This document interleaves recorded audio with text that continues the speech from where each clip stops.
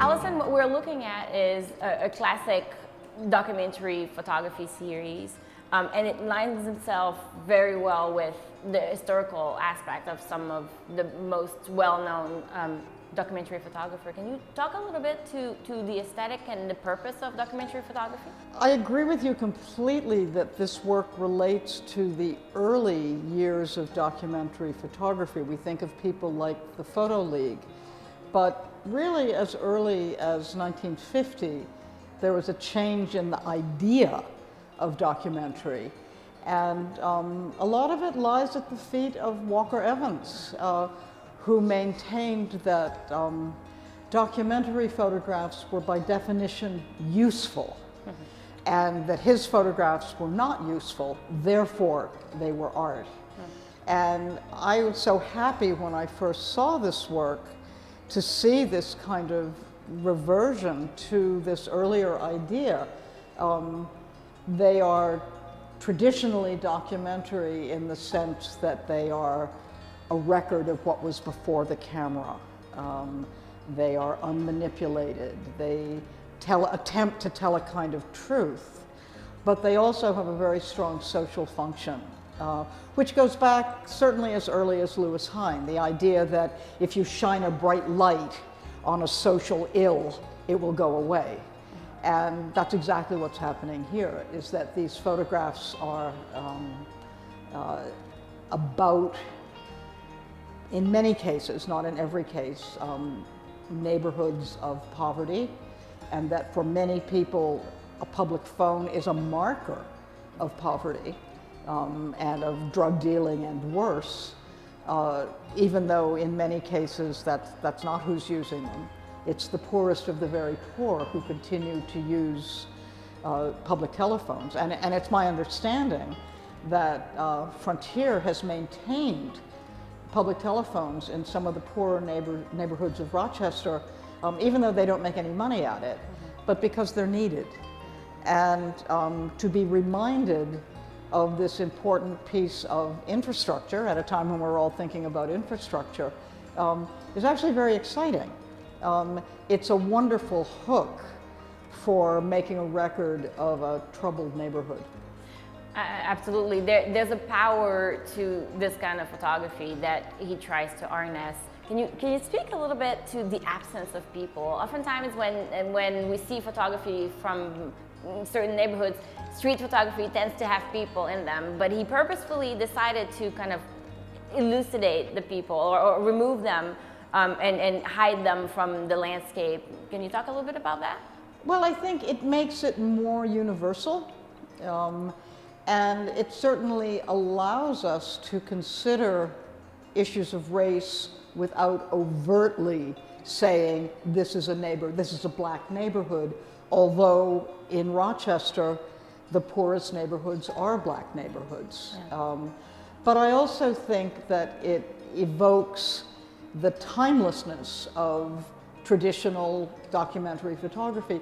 The fact that it's square format, the fact that it's black and white, the fact that he was shooting film is all a conscious decision to relate to the traditions of the FSA and the Photo League and Lewis Hine. There's a really interesting aspect to the fact that this exhibition is most definitely about race without ever showing the race of the people that we're discussing here, the race of the community we're discussing here. I think it's extremely empowering. I think it really is the landscape of American poverty. Yeah. And we know that in many cases, urban, poor neighborhoods are black neighborhoods, but it makes it more general, more universal. Yeah. And I think it's brilliantly done.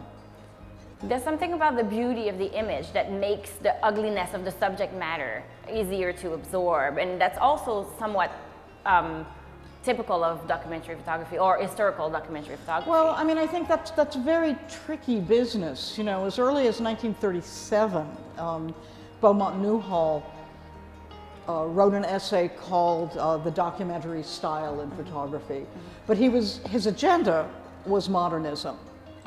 And he actually, I think I got this quote correct. He talks about the undeniable picturesqueness of poverty, which is just so offensive to hear about. And at the same time, we are conditioned to look at this genre of photographs and find something safely picturesque in them. The other thing that I thought was so interesting about this project when Eric first showed it to me was that it ties in so wonderfully to contemporary art, that this is a conceptual project.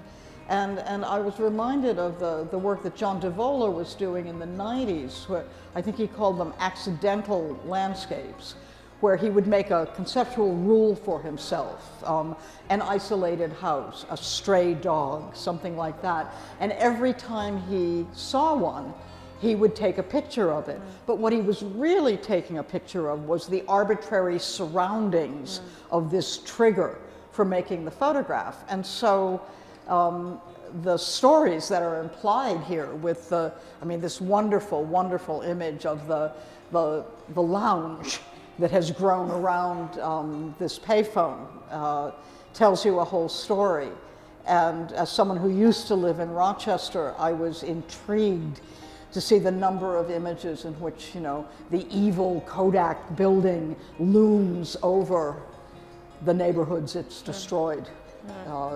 So I think Eric's done a really good job of using the vocabulary of traditional documentary in a very contemporary way. And this is both social action and contemporary art, and in a very traditional language. And it's very exciting to see it done this well. And once the light has been shown on the crack in the system, what do you think the call for action for the series is? Well, the call for action is blow up the inner loop and get rid of car culture and stop redlining in neighborhoods, which still exists in Rochester. But I think the immediate call for action is recognize these neighborhoods as being of value to the people who live in them, recognize the sad, pathetic public telephone as a really important tool of communication for the poorest of the poor, for people who don't even have mobile phones. So the excluded of the excluded. The call for action is look. I mean, the point of the terrible highway system that has crippled Rochester is to isolate a neighborhood like this, so the white people coming in from the suburbs to work in the Kodak building never need to see them. Yeah. And the call for action is see them. Yeah. Just look. And I think that's what these photographs are doing. I would add that it calls for communication, right? It's pictures of communication, and I think when we look at those neighborhoods and the way they look, we have a tendency to think, oh, lock my doors, drive a little faster.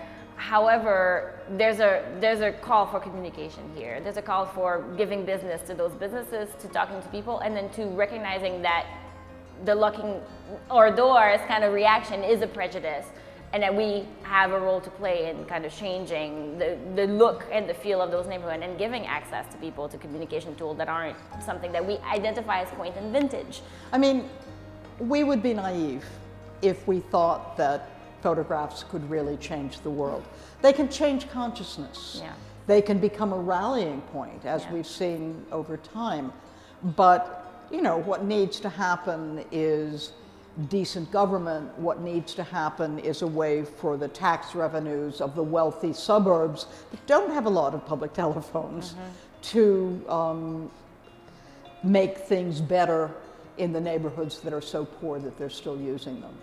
And that's not going to happen because of an art gallery, and it's not going to happen with even the most earnest and talented of photographers, but it's a start. Yeah. So the call for action, I guess you're right, is start talking about this and look hard. One of the aspects we haven't talked about is that Eric records lived experience of the people using those phones and the people living around those phones, and then we have access to that recorded history. How does that add to the meaningful or the meaning of the photographs? I mean, Eric's studio is in this neighborhood, and the voices of these people coming over a phone is a hugely, it's what makes this a collaborative project, which is also political. I would second that opinion, saying that people like, say, Ed Curtis or the apotheosis, I guess, of classical documentary photographer have the tendency to take away the stories and the control of those stories, but Eric doesn't do that. He wants to hear them and records them and shares them. And understanding other people's lived experience is another step to understanding the situation. And I think what Eric would say is that this project is a beginning, not the end of anything. And but I'm delighted to see it, and I'm delighted to see it at CEPA. It's great. Amazing. Thank you so much. Thank you.